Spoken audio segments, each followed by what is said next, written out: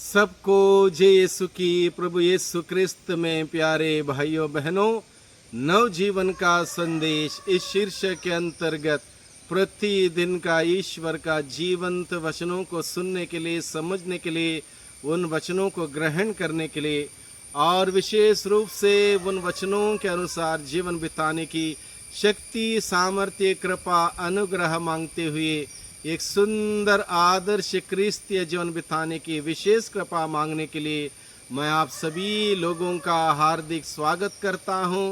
आज जून की 5 तारीख है, बृहस्पतिवार का दिन है और आज के दिन में मनन चिंतन करने के लिए हम सबों को विषय दिया है संत योहन के द्वारा रचित सुसमाचार अध्याय 17 पद संख्या 20 से 26 का प्रसंग है।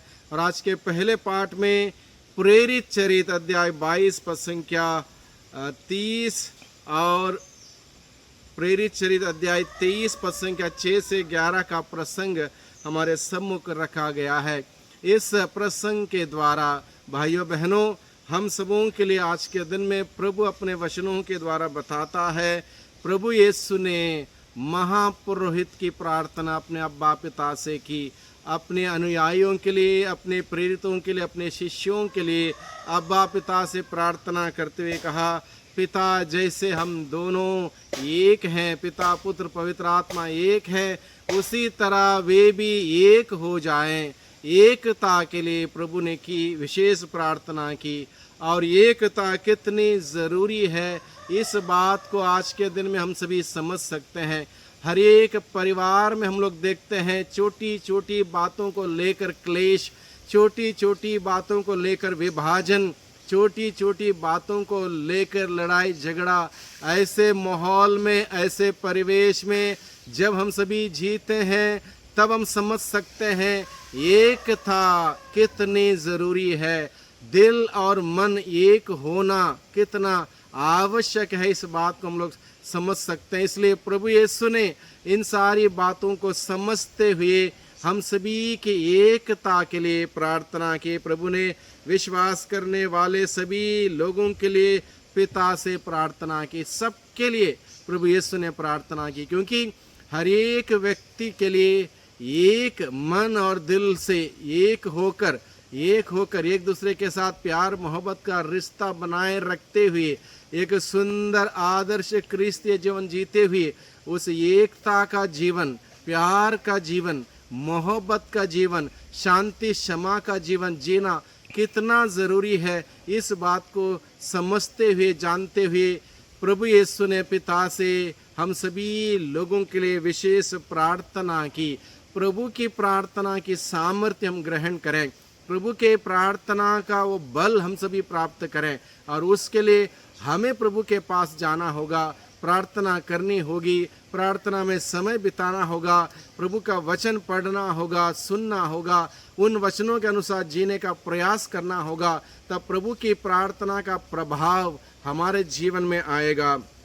सबके सब एक हो जाएं। प्रभु यीशु ने अब्बा पिता से ये कहा, पिता मैं चाहता हूँ वे सब के सब एक हो जाएं, एक मन के हो जाएं, एक दिल के हो जाएं, एक विश्वास को जिएं, एक विश्वास को जिएं। उनके जीवन में विभाजन ना हो, उनके जीवन में बंटवारा ना हो, उनके जीवन में भेदभाव ना हो, उनके जीवन में ऊंच नीच की भावनाएं ना हो। सबके सब ईश्वर की संतति बनकर प्यार मोहब्बत से, शांति क्षमा से एकता का जीवन जिएं। इसलिए प्रभु यीशु ने पिता से प्रार्थना की। और एकता का जीवन जीना आज के युग में कितना कठिन है, कितना चुनौती भरा है, इस बात को हम लोग समझ सकते हैं। एक परिवार में 5 लोग हैं, वहाँ पर भी हम लोग आज के दिन में विभाजन देखते हैं, क्लेश देखते हैं, लड़ाई झगड़ा देखते हैं। और एकता के लिए हमें पवित्र आत्मा की अगुवाई मांगनी होगी।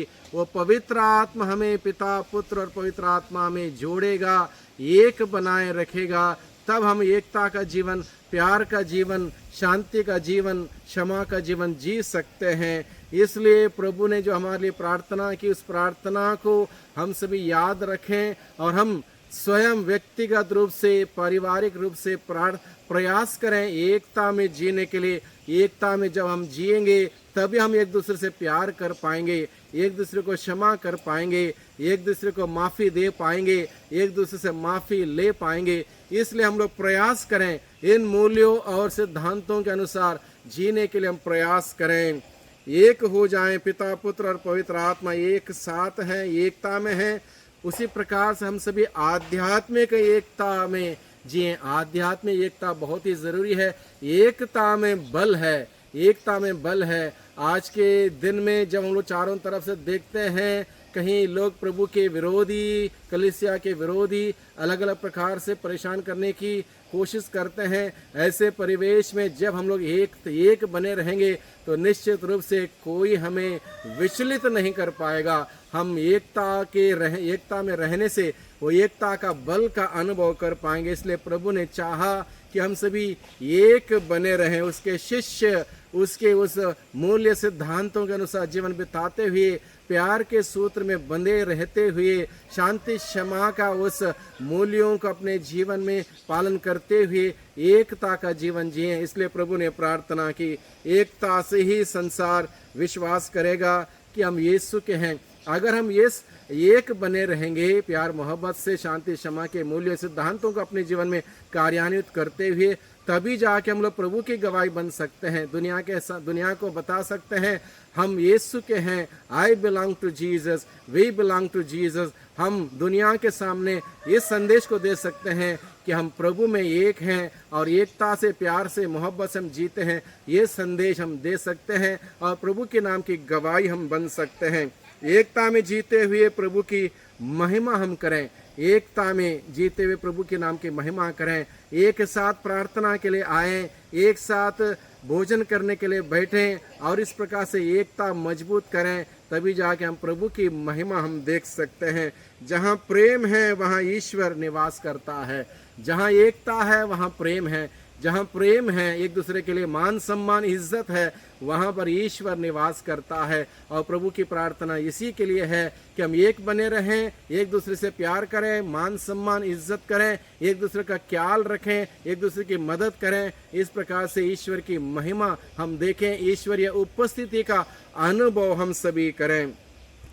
हम प्रभु के शिष्य, प्रभु के मिशन कार्य को प्रेम से, लगन से, पवित्रता से करें और प्रभु की गवाही बने। प्रभु के कार्यों को, मिशन कार्य को करने के लिए एकता बहुत ही ज़रूरी है, पवित्रता बहुत ही ज़रूरी है, लगन बहुत ही ज़रूरी है, कठिन परिश्रम बहुत ही ज़रूरी है। इसको करने के लिए हमें प्रभु के सानिध्य, प्रभु के साथ, प्रभु के आशीष, प्रभु की बरकत बहुत ही ज़रूरी है। वो हम तभी पाएंगे जब हम लोग शांति, क्षमा, प्यार, मोहब्बत से जिएंगे। इसलिए प्रभु की प्रार्थना को याद रखते हुए उस प्रभु के मूल्य सिद्धांतों के अनुसार जीवन बिताने का प्रयास करें। प्रभु के आशीष, बरकत हम सबों को निरंतर मिलते रहे। हम एकता का, प्यार मोहब्बत का जीवन जीते हुए प्रभु के नाम की सच्ची गवाही बने। प्रभु की आशीष हम सबों को मिलते रहे। सबको धन्यवाद, सबको जय यीशु की।